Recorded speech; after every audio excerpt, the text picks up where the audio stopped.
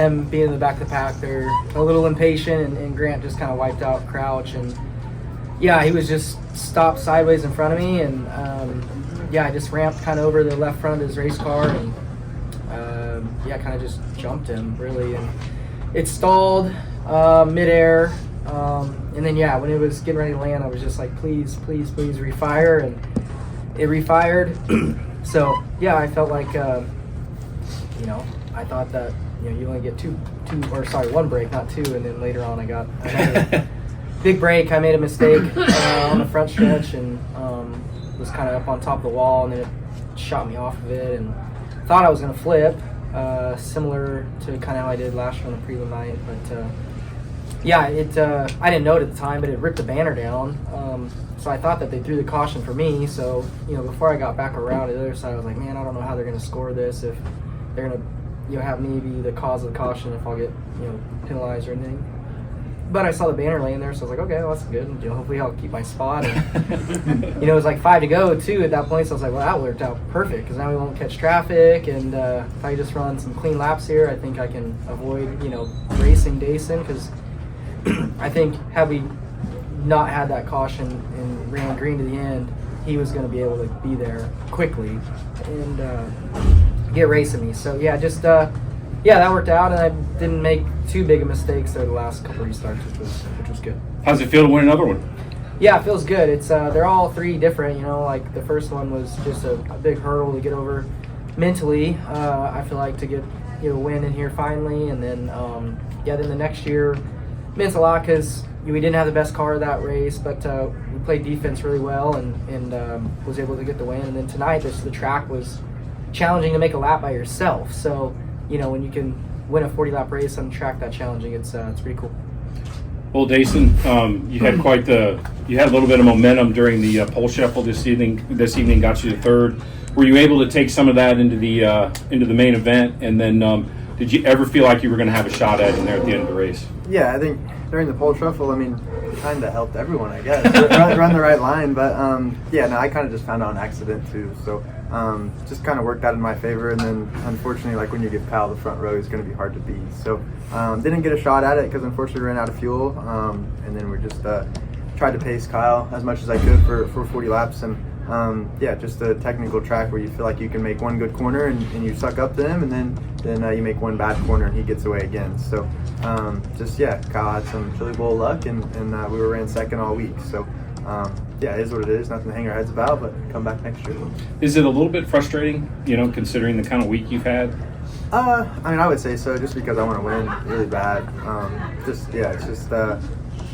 It's unfortunate, but like I said, I mean, Kyle's been coming here for a long time, and it took him a while to get the first one, so hopefully it doesn't take me that long. But yeah, we'll just keep coming back. I've driven great cars here inside the building, so it makes my job a little bit easier. And then yeah, to race against Shane and Kyle here is nothing to hang our heads about. But as a race car driver, you always want to do a little bit better. Considering your journey that you've had over the last couple of years, what does it mean to finish on the podium at the Chili Bowl? Yeah, it's huge. I mean, coming here since I was little and stuff, and just watching, and then you know, being able to finally compete in it, and then let alone run good. So like I said, just been in really good cars inside this building, and just was able to just, you know, watch Kyle and Christopher and Logan even, and just you know, try to study their craft. And I feel like that's what kind of just makes a good race car driver, is when you put the time in. And I feel like it's just the moment where we're putting the time in and trying to chase the good people. Shane, you came to life a little bit late. Would you have preferred 55? Yeah, for sure. I mean, obviously the way it worked out, yeah, as many laps as possible would have been great for me. Yeah, but just tell us about your car tonight, and you know, how confident were you in it? Yeah, honestly, before the feature started, I wasn't sure how confident I should be. Our other two cars didn't look great in the C and B, and the way the track was looking, it was going to be a real technical, hard to run curve, and kind of thought it was going to be pretty cutthroat kind of racing out there and running really, really hard. And that's not necessarily always my driving style, but my car was pretty comfortable there. And I was able to actually hustle it pretty well, comfortably, and kind of run anywhere and kind of just pick my way through. And towards the end there, kind of got the bottom going on restarts, and was able to get across and get back up and going when I needed to, when I felt like the bottom would stall out. So yeah, my Mount Wood cars were really good all week, and it's really cool to have 3 of the top 5. Something we're definitely proud of. It's definitely very weird racing against cars that you're crew chief in. It's like you kind of want to reach out and detune their stuff to get by, but no, I'm really happy for Landon. He was doing a great job. He just I was just able to get by him there late, and I think Ryan was able to too. And I think all 3 of us were banging wheels there the last few laps. So it was pretty cool for Matt. Pretty cool for an outside new drink. Everybody who's on this team. Very, very proud of this week for sure. And with that, we will open it up for questions. Go ahead. For Kyle, it seemed like, you said luck was on your side tonight, but I feel like it may have started last night with that pill draw for the pole shuffle. How pivotal was that number 1 pill in being able to go last and have that shot at the pole that ultimately you never gave up? Yeah, I mean, I didn't, as bad as I qualified in the Race of Champions, I knew my best shot to win was to draw the 1 or 2 because it would guarantee me the front 2 rows. And then, so yeah, I mean, obviously drawing the 1, I was very happy and knew that I wouldn't start any worse than second. And then, yeah, I mean, when Daison ran out of fuel, I didn't realize that's what happened while I was in the infield. But when I saw that, he wasn't still running when I pushed off, I was like, well, that's great. Now I might have a shot at the pole. So, so yeah, just a lot went my way. I guess last time with the pill draw, and then especially tonight. Go ahead, Tyler. Kyle, how stressful is it to lead on that type of track? Just because you make one mistake, those guys can be right all over you. Yeah, I don't know. I honestly, I feel like when you can run above the cushion like that, you make less mistakes. So I was happy that the track was the way it was, because when this place gets slick and it's flat and you're sliding off the throttle to the curb, it's just so hard to run good laps. So yeah, I actually felt very comfortable running the line that I was running, and felt like I was going to make less mistakes with the track being that way. Tyler? Daison, do you think you had a shot at him before you rode the wall there?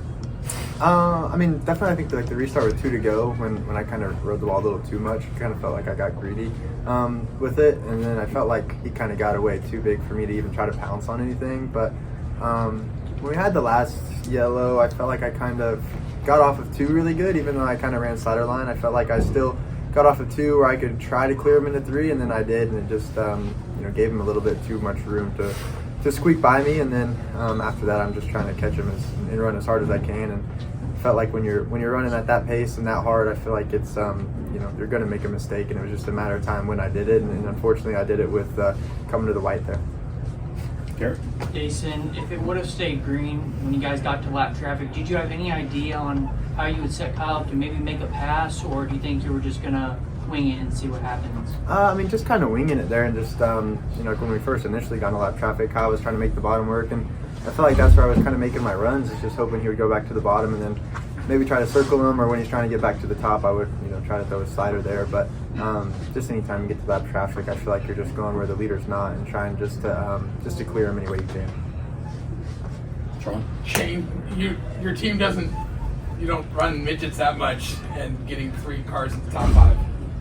Yeah, it's awesome. I mean, it just shows how good our cars are, and I just can't thank Matt enough for allowing us to have those cars sit all year. I mean, that's a lot of equipment and money to sit around and just bring back out once a year and run these races. And I'm just proud to be able to help make them fast to where our drivers can do their jobs. And all our drivers did a great job this week, but obviously Landon and Ryan did a super good job getting in the top 5. And I'm just super happy for Matt. This is his deal. Anybody who knows me well knows I'm just kind of a wing sprint car snob, and I'm not a huge I don't love racing midgets, but I do love racing them here. So it's cool to come here and be able to knock the roast off. Everybody knocks it off pretty quick. This year was actually even kind of a little bit more difficult with the Hangtown 100 in Placerville raining out. Usually we at least can get myself out there for one race throughout the year, and it rained out this year, so we didn't have that. But we just kind of stayed inside our box and just try and give a consistent feel and let the drivers do the rest. Brandon? When you're running that line like that on the front stretch, is it as fun and as wild behind the in the driver's seat as it looks, kind of from a rider perspective, tearing down banners and riding the wall like that? Well, it wasn't the plan. I wasn't wanting to run the wall. It just kind of happened to, just end up on top of the wall a few different times, and then that one time was too much. So yeah, I mean, I wasn't trying to, but it was just so tricky off of turn 4. Like turn 2 is a much easier exit than 4. Like 4, you could run above it, and then if you followed it too long, it's like the wall just got like quicker to the front stretch. Then sometimes I try and like peel off of it, and then I'm sliding to it, and then crawling up the wall. So yeah, it was just a challenging track. John? Dace, with the incident Kyle was talking about where he was up on the wall and the yellow came out, did you think you had him at that point? I knew it was going to be close. There was definitely an opportunity to try to start racing with him there. I mean, he ended up so low down the front straightaway that his approach into one was probably going to be slide himself. And if I could have, I felt like I was side by side with him when he did that. And then I felt like, yes, I mean, they don't know. Like, Kyle could have slid me there, and then I maybe could have, beat him to the middle of the corner. And then I set sail, and he's the one having to race, super hard to catch my bumper. But there's so many shoulda, coulda, wouldas inside this building. That's what makes it so tough to win. So, just unfortunate circumstances, and try again. Take one more. Rob? Kyle, it's been no secret for many years how much this building and this race means to you. You win tonight, but before the race, your wife is piloting your car through the tunnel, and Owen is sitting on top of the cage. How cool is it for you now to be getting to share your love of this place with the rest of your family like this? Yeah, I mean, that's I feel like this event is obviously it's a great sporting event, and there's great competition on the track, but behind the racetrack, from the grandstands beyond, it's a big, family / friend, get together. So yeah, it's definitely a lot of fun to catch up with people that you don't see that often. But then, with the intros and having, Caitlin, she's kind of done that, for a long time now, where she'll ride my car down and Owen kind of sits on top of the cage. So yeah, it's great having them around, and you getting to celebrate big wins is really cool. Okay, with that. Steven Stump of Frontstretch.com here. Come back for more great racing videos, and if you like us, don't forget to hit that subscribe button.